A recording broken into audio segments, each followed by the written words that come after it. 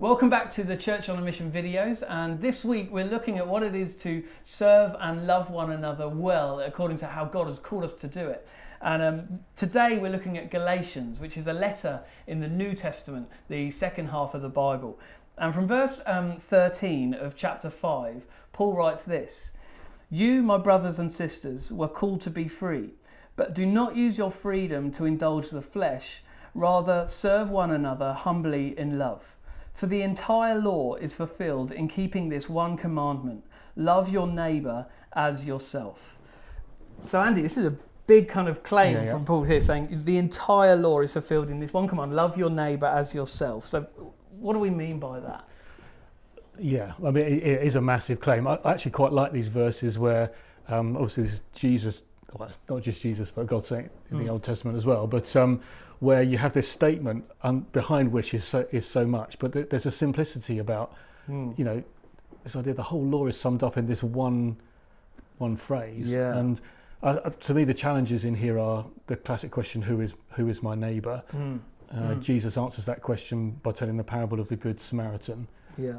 From that we gather, you know, our neighbour isn't necessarily who we expect them to be.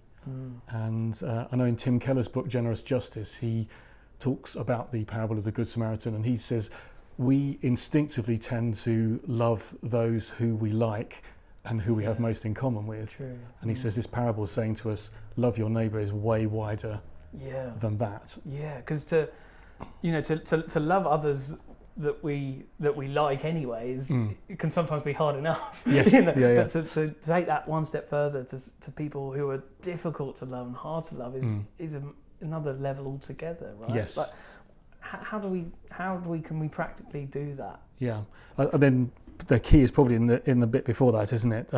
Serve one another humbly in love.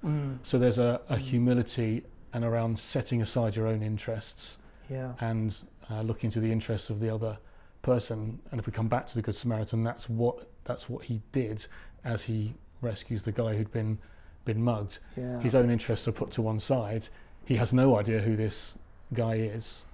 He's in a dangerous part of the country, but he's prepared to set aside his own, whatever he was going to do that day, and act. And I think the opportunities come, isn't it? That's the key. Yeah. And it's about being aware and sensitive to the point at which God's saying, this is where you love your neighbour. Yeah, and you were saying in chapter 6 as well, from verse 10, it kind of Paul continues, right?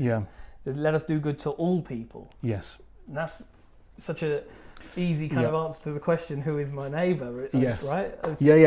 And the rest of that verse goes on, especially to those who belong to the family of believers. And I think a lot of us, and I include myself in this, we've read that as if, first the believers and then everyone else. But actually that's not what it says. It says do good to all people. And don't forget the believers. So deep challenges. Very deep. It's great.